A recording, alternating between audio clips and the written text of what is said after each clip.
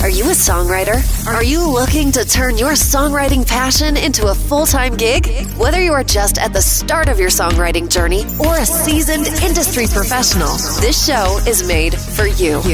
Welcome to The Songwriter Show, bringing together songwriting news, interviews, and community. Now, welcome your host, Sarantos. Thank you for tuning in, and welcome back to The Songwriter Show. I'm your host, Sarantos. I'm a solo music artist who's been writing lyrics for as long as I can remember. Words are so important to me, and that's why I'm thrilled to host this show. I believe that every song is a story. And now, welcome this week's special guest. Welcome to The Songwriter Show, Matt. Hey, glad to be here. It's a real pleasure. Thank you for your time. We're very happy to have you here today.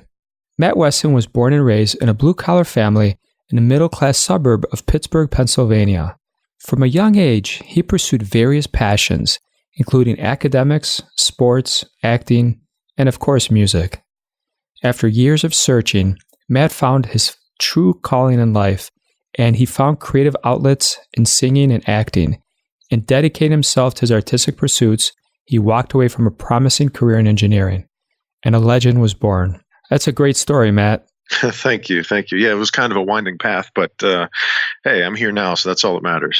Yeah, that's all that matters. It doesn't matter when you start, just that you do, right? Right. So when exactly did you start playing? Well, I've always been involved with music one way or another since I was a little kid in grade school, playing, different musical instruments. And then when I was a little bit older, getting into singing, through like karaoke and just having fun with it. Mm-hmm. And then singing with some bands locally, friends of mine, family of mine, and just really fell in love with it. So music's always really been a part of my life since really as long as I can remember. Okay. What's the first tune that you learned? Oh, man. I'm not sure if I can remember that far back. Come on. I don't know. See, I've been a fan of so many genres of music throughout my whole life. But you know what? One thing that really sticks out to me, and I'm not sure it's a song that I learned or anything, but my dad actually, when I was, I think, 3 years old, bought me a cassette of Elvis' greatest hits. And I fell in love with Elvis Presley when I was like 3 years old. So I would have to say he was probably the start of it because my dad was a big Elvis fan. So that was a big influence in my life. Okay, that's cool. What's your fondest musical memory other than Elvis? Well, that's definitely the one. That's the one I would have gone to. Okay. But besides Elvis, probably trying to hang out with my older brother. I looked up to him and everything, and I was just the annoying little brother. But he would have his buddies hang out at my grandfather's house in the basement. He had a whole nice setup down there, hangout, man cave. He would always listen to rock music down there. And at that time, let's see, I think Aerosmith and Queen both just something about them just grabbed me. And those were two of my favorites when I was trying to get in with my brother's crowd. So that would probably be the other ones. And I assume if you could be in a room with any musician, dead or alive, it'd be Elvis? Oh, boy. Yeah, it's either Elvis or Sinatra, believe it or not, or probably Johnny Cash. Okay. Yeah, Johnny Cash is cool.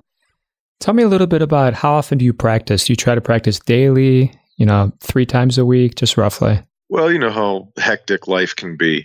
So if I can practice daily, I do that. I try to keep my voice in good shape by singing daily if I can, whether it's in my car or in the shower or wherever. Sure. But, practice is very important. And, I DJ part-time too. So that's probably 5, 6, 7 times a month. So I get to sing when I DJ as well. Okay. So I consider that practice. So, I practice as much as possible. What, do you play an instrument? Yeah, I play guitar. I wouldn't consider myself an expert by any means. I'm still learning it, but I'm enjoying it more and more as I get better. I wish I would have picked it up sooner, but hindsight's 20/20, as they say. Yeah, it's all right. So when you DJ, do you use some kind of a computer and then you sing over it? You sing with the popular songs, or do you do your own stuff, or both? Well, I do both. Absolutely, I do both. Yeah, that's kind of cool. What's your favorite 90s jam? Ooh, 90s jam. Oh, man. You're really bringing me back here. 90s jam. Man, in the 90s, let's see, I was still in grade school. So what the heck was I listening to at the time? Probably something like, I was probably listening to like Boys to Men or something at the time. I was going to say New Kids on the Block, but yeah, Boys to Men. On the Block, right. Yeah. I don't know, but I mean, seriously, I have so many favorites that I don't know if I could really choose. You know what song's been stuck in my head though lately? It's funny, and I'm not sure if this was 80s or 90s. I think it was 80s, to be honest with you. I'm pretty sure it was 80s, but it was Everybody Have Fun Tonight by Wang Chung. Oh, Wang Chung. Yeah, that's a classic. Yeah, that's a cool song. Yeah. That definitely is catchy. I've been hearing that on the radio like every day for some reason, and it never gets old to me. I love it. No, absolutely. Yeah, talk about a great lesson in melody. That's a great song. Yeah, it's fun. All right, I have a very important question for you. So who would win a fight between Spider-Man and Batman? Oh, well, I have to go with Spider-Man. He's got powers, you know. Plus, he's got super strength. He could do pretty much anything he wants.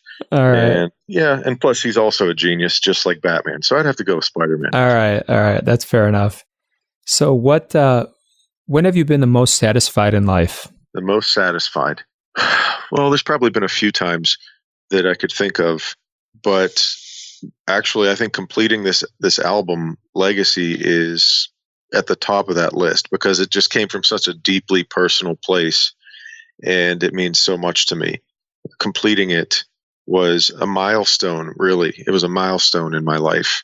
So I would have to say this Legacy album that we're talking about today is probably the pinnacle of that.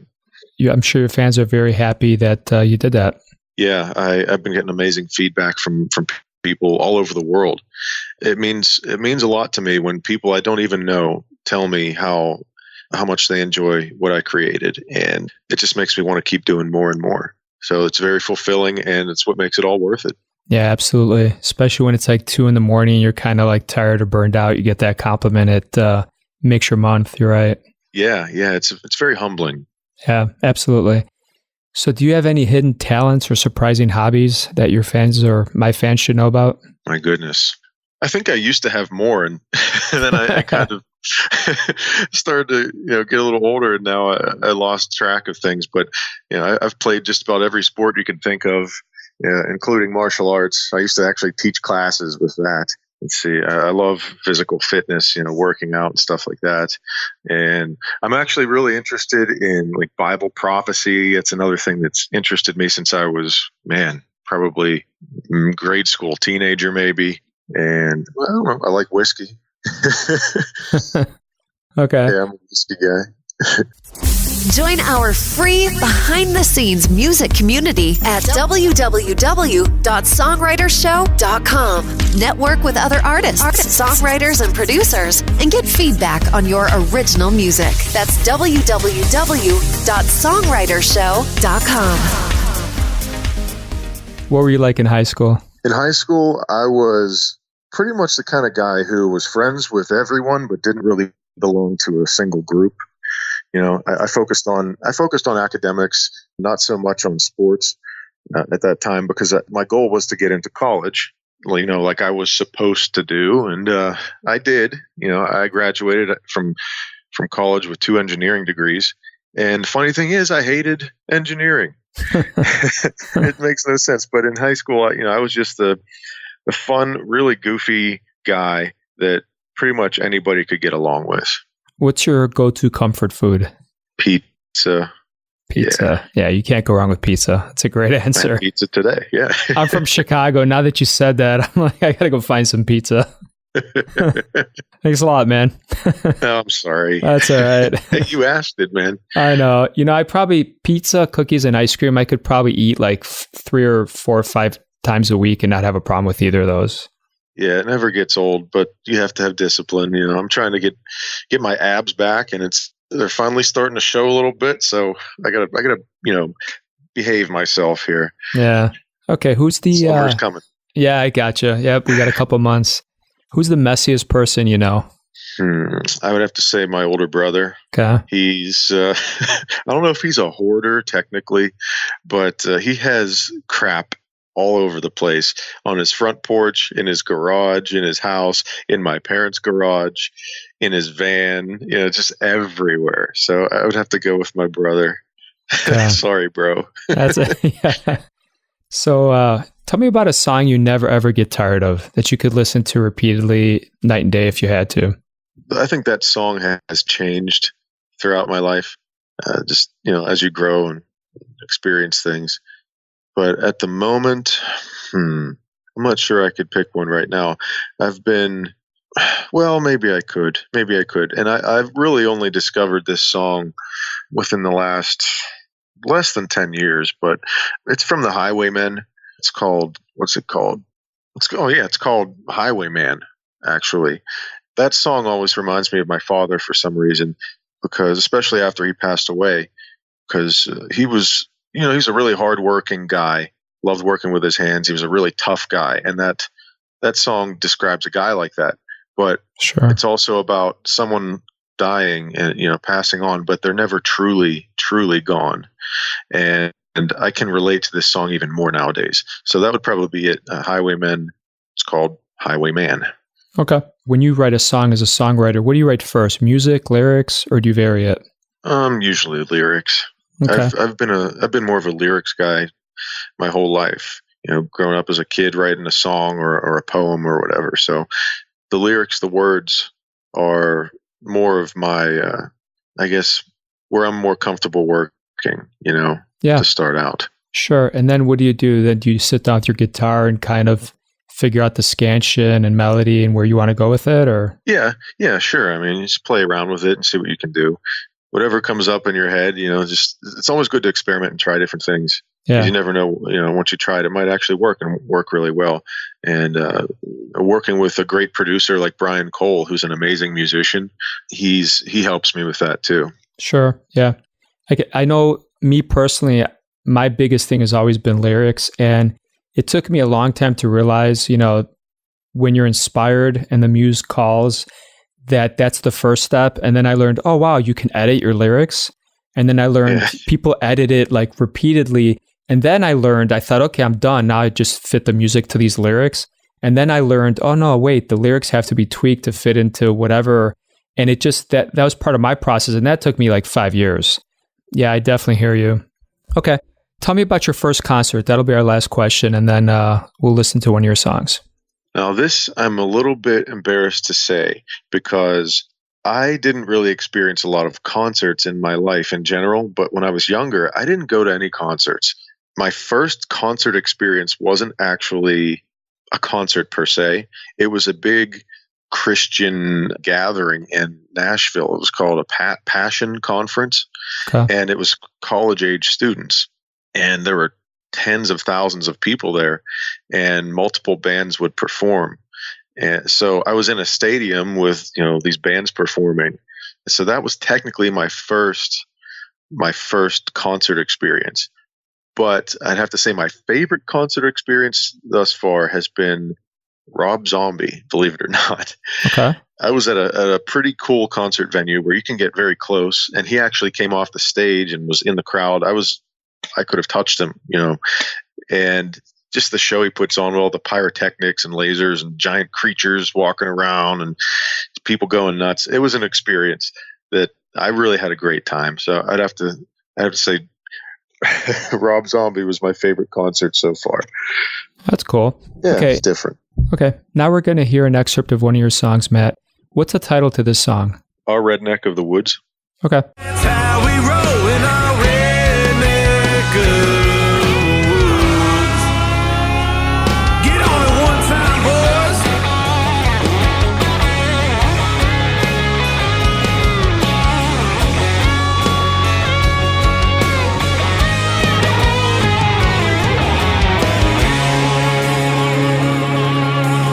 Yeah. If a politician came out here right now. That's a really cool song, Matt. Tell me something about that song I'm never going to forget. Thank you. Well, that song, I think it really represents what country music is all about. At least to me, that's what that song is. It's, it celebrates God and country and family and helping other people and working hard and standing up for your beliefs and being proud of where you're from. Those kind of things that make country music so great and so relatable to so many people, especially here in America. So that song, I think, really represents me as an artist and as a man. And I think it represents our country pretty well, too. So I'm very proud of that song, and I'm glad that that was the debut single that we released from my album. Yeah, you should be proud of that song. That's great. So where can listeners find more information about you, and where can they purchase your music? You can check me out at mattwestin.com. That's my website, and there are links on there to my Facebook page and my Twitter page, and to where you can also buy my music or preview it, like you said. You can purchase it on Amazon or iTunes, and there's probably like 30 some other online retailers that I'm not even sure the names of, but it's out there on all the online retailers and Spotify.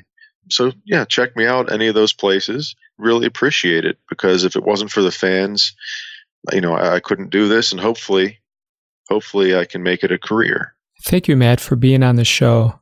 To listeners who may be artists, if you wish to be on the Songwriter Show, I invite you to submit the interview request form at songwritershow.com or email me at info@meloga.com. Thank you for listening. I hope your own unique story gets heard around the world. My name is Sarantos. Please join us next time to hear other amazing artists share their fascinating behind-the-scenes stories right here at The Songwriter Show. Thank you for listening to The Songwriter Show. To keep the momentum going, head over to www.songwritershow.com and join our free music community of artists, songwriters, and producers.